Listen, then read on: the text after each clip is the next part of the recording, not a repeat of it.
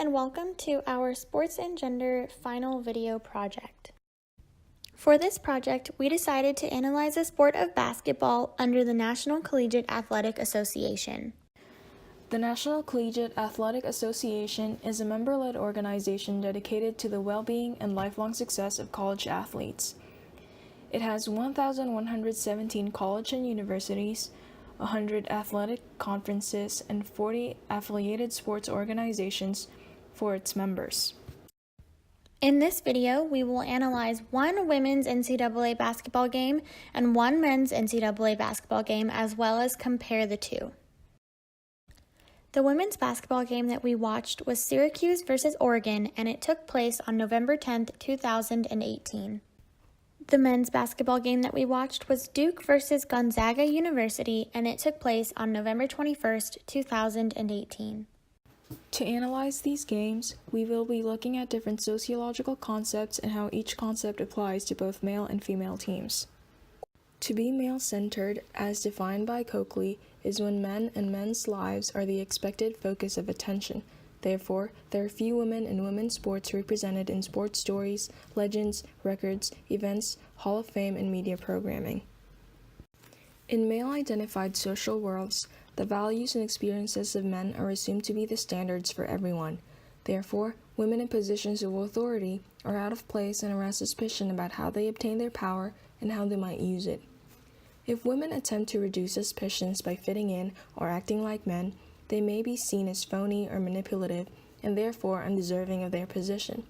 This makes it easy to discredit women leaders in sports. People can say that they obtain their positions by unfairly gaining the favor of men or by being shrewd as stealth feminists.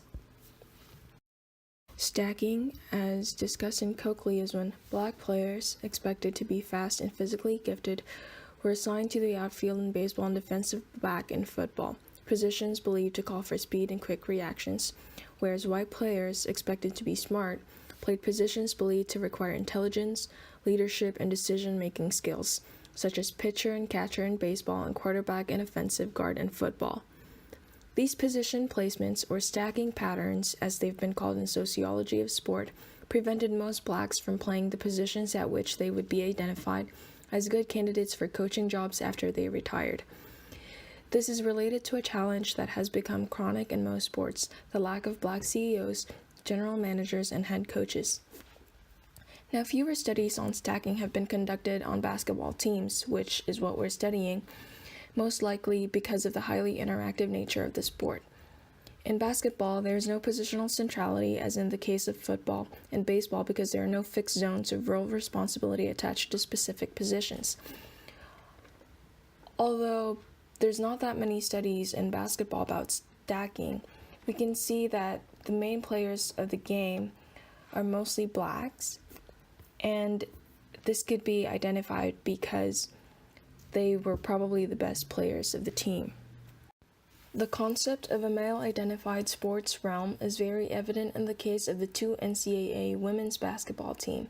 Here we see that the teams are coached by men, and in the case of Syracuse, only one woman is part of the coaching staff. Although Oregon has 5 female coaches in the staff, their head coach is still a male. So even though this is a women's game, we never see women in the head position as coach. If they are in the coaching staff, they'd probably an assistant coach or something that's not the head coach. In the case of the men's basketball teams, we only see one woman as a member of the coaching staff. Her name is Rachel Curtis, and she is on Duke's side of the court. Officials for this game were also all male: Ted Valentine, Pat Driscoll, and Randy McCall. If we look at the women's game, yes, they have female referees such as Karen Laiswick, Lisa Jones, and Tiffany Bird to officiate the game, but the position of authority such as head coach is still given to a male figure. If we look at the game information for the women NCAA game, Syracuse versus Oregon, we can see that the attendance in the arena was only 56%. The capacity of the Oregon arena was 12,364 and only 6,879 people attended. When you compare that to the Duke versus Gonzaga game, the attendance was 2,400 and the capacity of the arena was 2,400. Therefore, the attendance at this game was 100%. As we watched the game, we noticed that the Syracuse versus Oregon game was practically not full as there were empty seats in the arena, and this information confirmed that people are more interested in men's games than they are in women's games, therefore making basketball a male-centered sport. We also looked at another concept called basking in reflected glory. This idea explains how one's self-esteem and evaluation can be enhanced by the identification with another person's success. This concept is particularly evident at the Duke versus Gonzaga game. The energy of the audience in the arena surpassed the energy of the audience in the Syracuse versus Oregon game.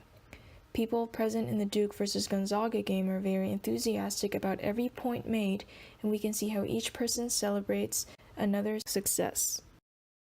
After watching these games, we've come up with 3 questions for everyone to ponder. First, how can we move forward in society where a woman's position of authority is never questioned or compared to that of a man's? Another question we came to ponder was, at what point do we consider the inequalities between the women's and men's NCAA basketball teams obsolete? Is it when attendance becomes equal? Is it popularity-based, or is it fiscally based? The last question we'd like to ask is, could basketball be the sport that offers a link to equality amongst males and females from amateur to professional level? If so, when can we see this shift to equality?